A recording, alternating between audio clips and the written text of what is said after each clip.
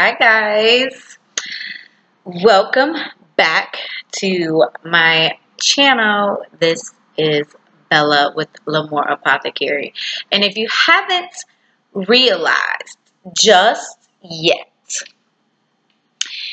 this is the video that I promised for my Orisha series, and I wanted to start with an Orisha that is very, very close to my heart and my Ori, my head guardian, Shango.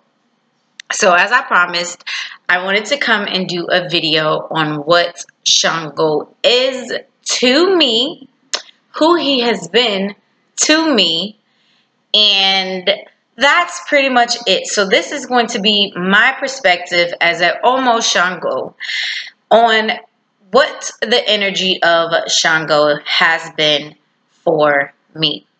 So, the first thing that I want to talk about is humbleness. You hear a lot of things about Shango. Oh, he's arrogant. Oh, he's this. Oh, he has a temper. Oh, he's a womanizer. Oh, he's this, he's that, he's that. Shango is a divine entity, a divine energy. Shango is the king of the tradition. Shango was the fourth king of Oyo, Nigeria, which was an ancient empire in Nigeria. And during that reign and his human life as king, I think that is where, well, not that I think, I have an opinion of that is where we get a lot of this arrogance and temper from when people speak of Shango, because in that life as the fourth king of Oyo, Nigeria, he had a reputation of being a tyrant king who liked to go and battle. He was a warrior. So I think that's where that energy comes from.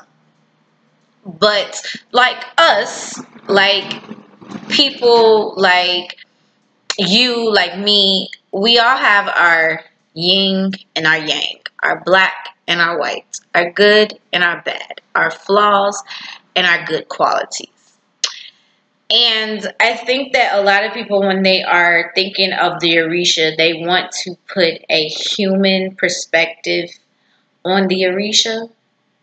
They want to connect with the Orisha and like, oh, I'm Oshun. Oh, I'm Shango. I am not Shango. I chose Shango and Orun before I incarnated in this life, like we all do. We choose our head guardians, but our number one Orisha is our Ori. So for me, Shango represents in my life my ability to, how can I say,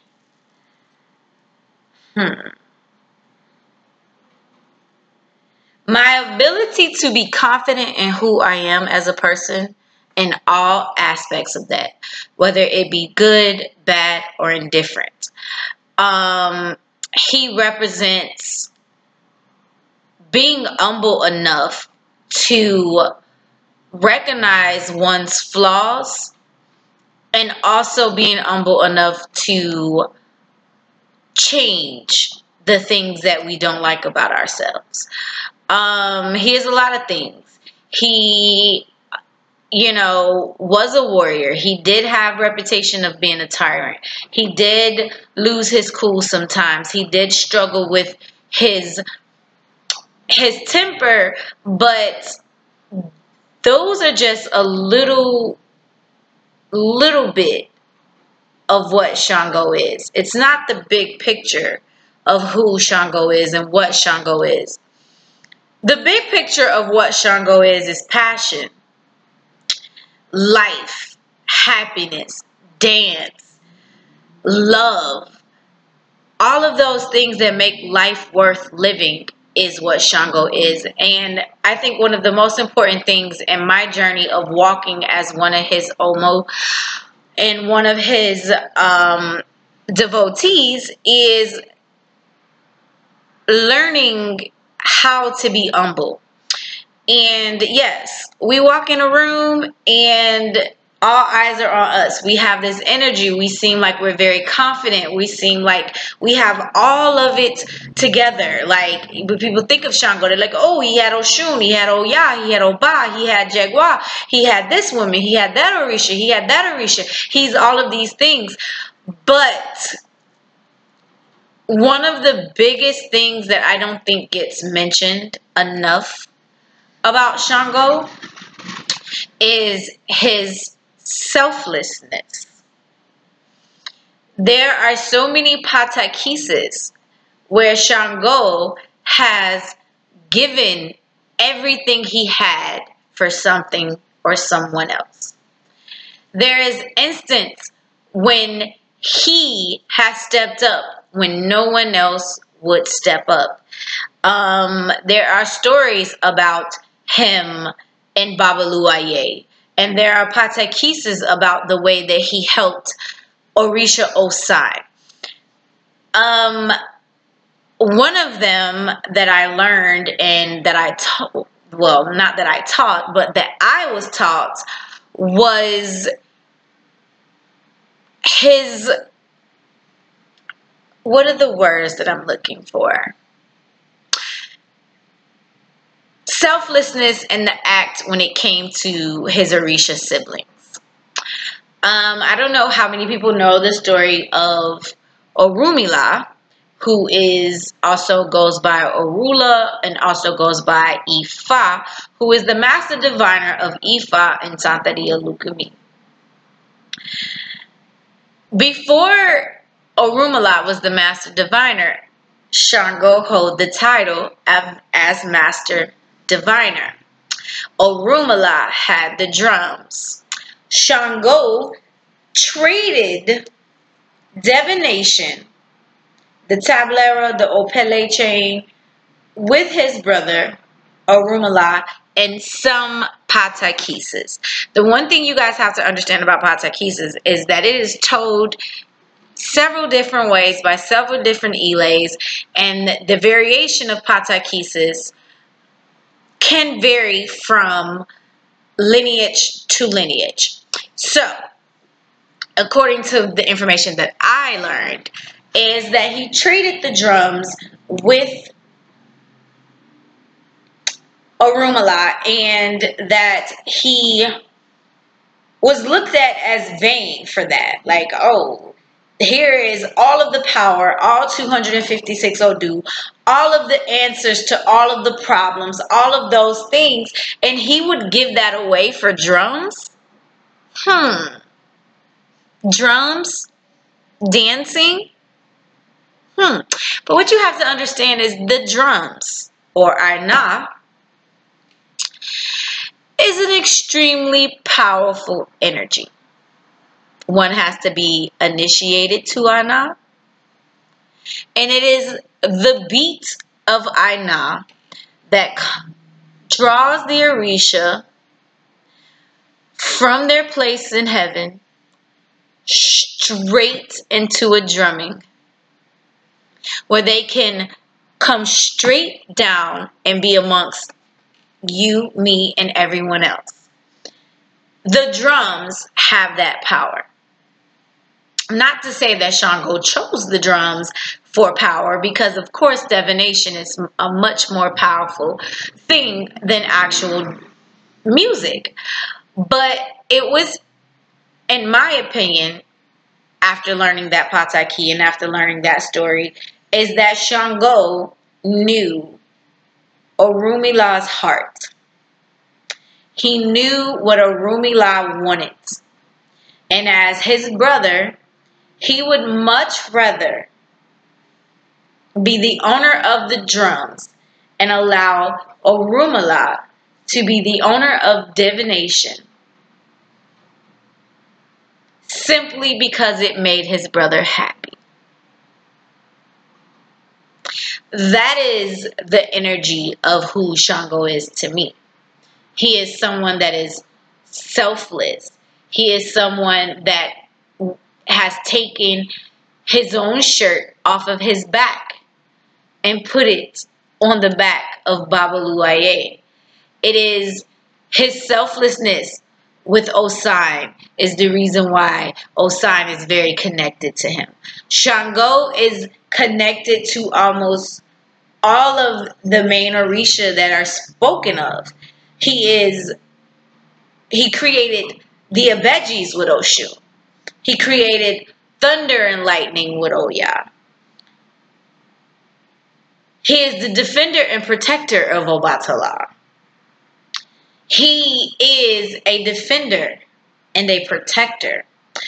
When I found out that I was a child of Shango, I was told by my elder that I was very, very lucky in that situation because Shango was a defender, like I said just a few minutes ago, and that